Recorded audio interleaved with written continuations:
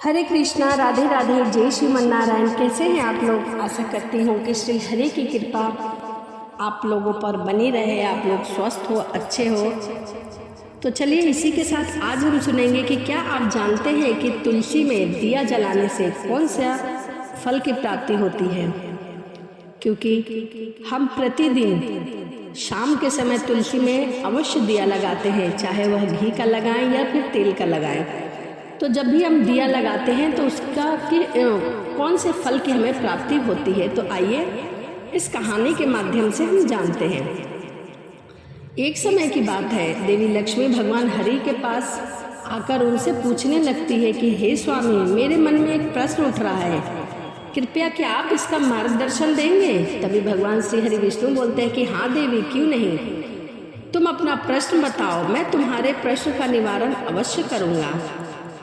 तब देवी लक्ष्मी कहती है कि हे स्वामी, मैंने यह देखा है कि सभी लोग प्रतिदिन तुलसी के पास दिया लगाते हैं, तो तुलसी के पास दिया लगाने से किस फल की प्राप्ति होती है, इसका क्या महत्व है, और रोज शाम को तुलसी के पास दिया क्यों जलाया जाता है, जिससे मनुष्य को कौन सा फल प्राप्त होता है। तुलसी के पास दिया जलाने की सही विधि, सही मंत्र क्या है, कृपया आप मुझे विस्तार में बताइए। माता लक्ष्मी के ऐसे प्रश्न सुनकर प्रभु हरि मुस्कुराए और कहते हैं कि हे देवी, आज आपने समस्त संसार का कल्याण की भावना से बहुत ही उत्तम प्रश्न पूछा है। आपके इस प्रश्न का उत्तर देने से पूर्व मैं आपको एक कथा सुनाना चाहता हूँ, जिसे आप ध्यानपूर्वक सुनना। तुम्हारे सभी प्रश्नों के उत्तर इसी कथा में मिल जाएंगे। शाम को तुलसी के पास दिया जलाने से जो फल मिलता है, मैं उसी का वर्णन इस कथा में कहूँगा। और इस कथा को सुनने मात्र से 100 वर्षों तक तुलसी के पास दिया जलाने तक का पुण्य फल प्राप्त होता है। फिर देवी लक्ष्मी कहती हैं कि हे प्रभु, इस कथा को मैं सुनने के लिए बहुत ही उत्सुक हूँ, कृपया करके आप मुझसे कथा कहिए। तब भगवान श्री हरि विष्णु जी देवी को कथा सुनाने लगते हैं। हे देवी, पूर्व काल की बात है, दक्षिण दिशा में तुंगभद्रा नाम का एक बहुत बड़ी नदी थी। उस नदी के किनारे पर हरिहरपुर नाम का एक अत्यंत सुंदर सा नगर बसा हुआ था। उस नगर में मनोहर नाम का एक ब्राह्मण निवास करता था। वह अत्यंत गुणवान, चरित्रवान, धर्म का कार्य करने वाला तथा सभी वेदों के मार्ग पर चलने वाला था। उन्होंने सभी शास्त्रों का अध्ययन किया हुआ था। उसी ब्राह्मण की एक पत्नी थी, जिसे लोग चरित्रहीन कहकर पुकारते थे, क्योंकि उसके कर्म ही उसके नाम के अनुसार थे। वह सदैव ही अपने पति को अपमानित किया करती थी, अपने पति के लिए अपशब्द कहती, पति को बहुत दुख देती थी, पति के लिए कभी भी भोजन नहीं बनाया करती थी, उसके साथ बैठकर कभी भी बातें नहीं करती थी, उसके साथ कभी भी शयन भी नहीं करती थी, कभी उसके साथ प्रेम का व्यवहार तक नहीं करती थी। पति के मित्र परिवार के लोग घर आते तो वह स्त्री उसको अपमानित करके भगा दिया करती थी और स्वयं काम भाव से उन्मत्त होकर निरंतर अन्य व्यभिचारियों स्त्रियों के साथ घुमा करती थी। उसका मन पति को छोड़कर पराये पुरुष में सदैव लगा रहता था। उसने कभी अपने पति से प्रेम से बात तक नहीं की, किंतु पराये सुंदर सुंदर पुरुषों के साथ बैठकर बातें किया करती थी। पराये पुरुषों को मोहित करने के लिए रोज सज धज के गांव में घूमने जाया करती थी। कभी तो वह वन में किसी वृक्ष के नीचे खड़ी रहकर सुंदर पुरुषों की राह देखने लगती, तो कभी किसी दुष्ट पुरुष को मोहित करके उसके संग भोग विलास किया करती थी। फिर एक दिन वह दुराचार स्त्री वन में जाकर एक वृक्ष के नीचे खड़ी हो गई। उसका चित्त काम वासना से भरा हुआ था। वह किसी सुंदर कामी पुरुष की राह देख रही थी, किंतु बहुत समय निकलने के बाद भी उस स्थान पर कोई भी पुरुष नहीं आया। इसीलिए वह अत्यंत दुखी थी और प्रियतम की खोज में इधर से उधर सज धज कर घूम रही थी। उस दिन उसका सारा परिश्रम व्यर्थ हो गया। वहाँ वह खड़ी होकर नाना प्रकार के बातें विलाप करने लगी। हाय, आज तो इस मार्ग में कोई भी सुंदर पुरुष नहीं आ रहा। वह सोचने लगी कि आज की रात कैसे बीतेगी। यह सब बातें सोचकर वह जोर जोर से विलाप करने लगी। तभी उसी जंगल में एक भयानक बाघ निवास करता था। उस पापी स्त्री की आवाज़ सुनकर वह जाग गया और उछलकर उस स्त्री को भक्षण करने के लिए आ गया। उस भयंकर बाघ को देखकर वह स्त्री के पसीने छूटने लगे। वह भय के थर्रा कर कांपने लगी। वह स्त्री कुछ करती इतने में ही उस बाघ ने अपने पंजे से उसे घायल कर दिया और वह स्त्री जमीन पर गिर पड़ी। जमीन पर गिरते ही वह स्त्री चिल्लाते हुए बोली, अरे बाघ, तू किस लिए यहाँ पर आया है और मुझे क्यों मारना चाहता है? मैं तो यहाँ अपने प्रीतम की खोज में आई हूँ। तू मुझे छोड़ दे, मेरा भक्षण करके तुझे क्या मिलेगा? उस स्त्री की बात सुनकर वह भयानक बाघ क्षण भर के लिए रुक गया और हंसते हुए बोलने लगा, अरे दुष्ट, आज विधाता ने तुझे मेरा ग्रास नियुक्त किया है। तुझ जैसी पापनी स्त्री का भक्षण करना ही मेरा काम है, तभी तुझे इस शरीर से मुक्ति मिलेगी। वह स्त्री कहने लगी, हे बाघ, तुम कौन हो? मुझे सच सच बताओ, तुम्हें किस कारण से बाघ होना पड़ा और तुम मुझ जैसे स्त्रियों का भक्षण क्यों करना चाहते हो? पहले सारी बात बताओ, फिर मेरा भक्षण करो। फिर वह बाघ कहने लगा, हे पापिनी, मैं तुझे मेरे पूर्व जन्म का वृतांत सुनाता हूँ, सुनो। किस कारण मुझे बाघ की योनि मिली। पूर्व काल में दक्षिण देश में एक नदी थी। उस नदी के तट पर एक नगरी बसी हुई थी। उसी नगरी में मैं निवास करता था। मैं एक ब्राह्मण का पुत्र था और नदी किनारे बैठकर यज्ञ आदि कार्य किया करता था। मैंने उस जन्म में अनेक पापियों के लिए यज्ञ किए, उन पापियों के घर भोजन किया। मैंने धन के लोभ में अनेक पापियों के लिए कार्य किया। जिस वस्तु का दान मुझे ब्राह्मण होकर नहीं लेना चाहिए था, उन सभी वस्तुओं का दान मैंने ग्रहण किया और दूसरों से धन उधार लेता था, लेकिन कभी भी वापस नहीं करता था। इस प्रकार से पाप करते हुए मुझे बहुत साल बीत गए और मैं बूढ़ा हो गया, लेकिन फिर भी मैंने दान लेने की आदत नहीं छोड़ी और मैं पाप करता गया। फिर एक दिन मैं धन के लोभ में नदी किनारे गया और अन्य धूर्त ब्राह्मणों के साथ मिलकर हमने लोगों को ठगा। झूठे मंत्र वचन बोलकर हमने बिना विधि किए हुए ही देवी देवताओं का पूजन किया और बहुत सारा धन लेकर घर आ गया। फिर उसी स्थान पर एक बीमार कुत्ते ने मुझे काट लिया और मैं मूर्छित होकर वहीं गिर पड़ा।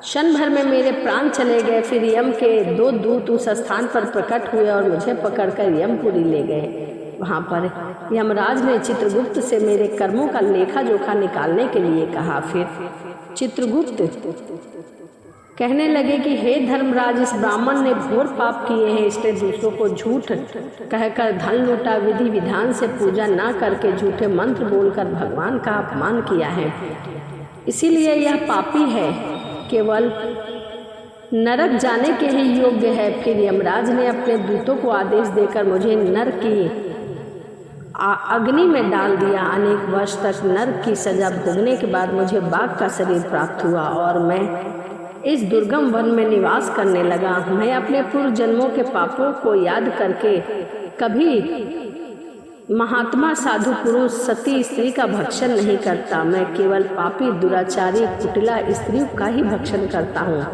ताकि मुझे पाप से मुक्ति मिल सके। इस प्रकार से उस बाघ ने अपने पूर्व जन्म का वृत्तांत कह सुनाया और स्त्री कहने लगी कि हे पापिनी, तेरे आचरण से तू उल्टा दिखाई पड़ती है। तुझे पति छोड़कर तू इस वन में अन्य पुरुष के साथ भोग विलास करने आई है, इसीलिए आज तू मेरा ग्रास अवश्य बनेगी। इतना कहकर उस बाघ ने अपने तीक्ष्ण नाखूनों से उस चरित्रहीन स्त्री के टुकड़े टुकड़े करके उसे खा लिया। फिर यम के 2 दूत प्रकट हुए और उस पापनी स्त्री को उठाकर यमपुरी में ले गए। वहाँ उस पर यमराज के सामने खड़ा कर दिया गया। फिर चित्रगुप्त ने उस स्त्री का सभी लेखा जोखा निकालते हुए यमराज से कहने लगा, हे धर्मराज, यह स्त्री अत्यंत पापनी है। इसने घोर पाप किए हैं। इसने व्यभिचारी किया है। इसने अपने पति की कभी सेवा नहीं की। अपने पति को भूलकर पराये पुरुष के संग विलास करती रही। इसके पापों को सुनकर यमराज ने उस स्त्री को अग्नि से भरे हुए कुंडों में डाल देने का आदेश दिया। अनेक वर्ष तक उसे उस कुंड में पकाया गया, फिर उसे निकालकर नरक में डाल दिया गया। इस प्रकार से उसे अनेक वर्षों तक अलग अलग नरकों का भोग भोगना पड़ा। चरित्रहीन स्त्री पुनः पृथ्वी लोक पर आकर चांडाल के रूप में उत्पन्न हुई। चांडाल के घर में जन्म लेकर वह फिर से अनेक पाप करने लगी, व्यभिचार करने लगी, अनेक पापी पुरुषों के संग विहार करने लगी। फिर कुछ समय बाद पूर्व जन्म के पापों के कारण उसे चर्म रोग हो गया और वह भयानक पीड़ा सहन करने लगी। उसका अंग अंग जलने लग गया, उसके नेत्रों में पीड़ा होने लगी। इस दुख को सहन करती हुई वह दिन बिताने लगी। फिर एक दिन वह तीर्थ में स्नान करने के उद्देश्य से अंतपुर में चली गई। वहाँ पर एक आश्रम के बाहर निवास करने लगी। उस आश्रम में एक तुलसी का पौधा था। अन्य स्त्रियां वहाँ पर तुलसी के पास दीपक जलाते हुए देखकर उस स्त्री ने भी वही कार्य किया। उसने भी तुलसी के पौधे के पास एक दीपक जला दिया।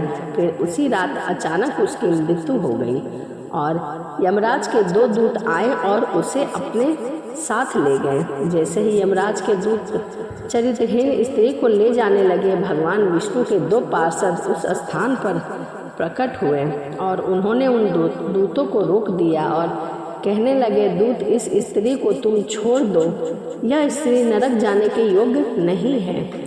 तुम किसके आदेश से ऐसा अधर्म कर रहे हो? फिर यमदूत कहने लगे, हे पार्षद, हम यमराज के आदेश से इस पापी स्त्री को उठाकर ले जा रहे हैं, किंतु आप हमें किस कारण से रोक रहे हैं? यह स्त्री अत्यंत पापनी है, इसे नरक में ले जाने की आज्ञा दी गई है।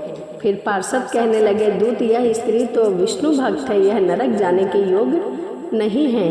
इसने शाम को तुलसी के पास दीपक जलाया है, इसी कारण से इसके समस्त पाप नष्ट हो गए हैं। इसलिए अब यह नरक जाने के योग्य नहीं है, यह अब स्वर्ग जाने के योग्य है। क्योंकि इसने तुलसी के नीचे दिया जलाया है, इसीलिए यह स्वर्ग जाने की अधिकारी बन चुकी है। उस स्त्री को उसी स्थान पर छोड़ दिया और यमलोक लौट गए। वहां जाकर उन्होंने यमराज को सारा वृत्तांत कह सुनाया। भगवान विष्णु के पार्षद उस स्त्री को दिव्य विमान में बिठाकर स्वर्ग लोक ले गए।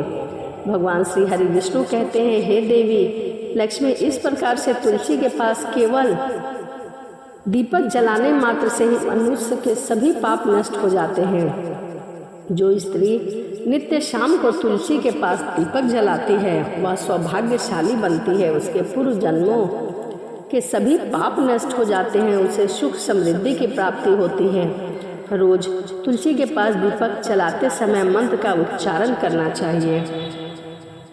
श्री हरि विष्णु जी कहते हैं, हजारों अमृत के घड़ों से नहलाने पर भी श्री हरि की उतनी तृप्ति नहीं होती जितनी वह मनुष्य के द्वारा तुलसी का एक पत्ता चढ़ाने से प्राप्त कर लेते हैं। 10,000 गौ दान से मानो जो फल प्राप्त करता है, वही फल तुलसी पत्र दान करने से पा लेता है। जो मृत्यु के समय अपने मुख में तुलसी पत्र और जल पी लेता है, वह संपूर्ण पापों से मुक्त होकर वैकुंठ धाम को जाता है। तुलसी के पौधे का महत्व सबसे अधिक है। इसकी सबसे पहले पूजा भगवान विष्णु जी ने की थी। श्री हरि कहते हैं कि जिस प्रकार से देवी लक्ष्मी से वैकुंठ को ऐश्वर्य प्राप्त होता है, उसी प्रकार से वैकुंठ में तुलसी के कारण ही पवित्रता प्राप्त है। पृथ्वी लोक पर जिस स्थान पर भी तुलसी का पौधा होता है, उस स्थान पर कभी भी बुराई का वास नहीं होता। ऐसा स्थान सबसे अधिक पवित्र माना जाता है। इसीलिए हमें अपने घरों में तुलसी का पौधा अवश्य लगाना चाहिए और शाम को एक दीपक जरूर जलाना चाहिए। तो यह तुलसी की महिमा थी। तो आशा करती हूँ कि वीडियो आपको बहुत पसंद आई होगी, और यदि वीडियो आपको पसंद आई हो तो कमेंट में जय मां तुलसी लिखना ना भूलें। तो चलिए इसी के साथ वीडियो को समाप्त करते हैं और मिलते हैं अगली वीडियो में। भक्ति वीडियो सुनने के लिए आप मेरे चैनल को सब्सक्राइब कर सकते हैं, लाइक कर सकते हैं, शेयर कर सकते हैं, कमेंट कर सकते हैं। तो चलिए वीडियो को यहीं समाप्त करते हैं और मिलते हैं अगली वीडियो में। राधे राधे, जय श्रीमन नारायण।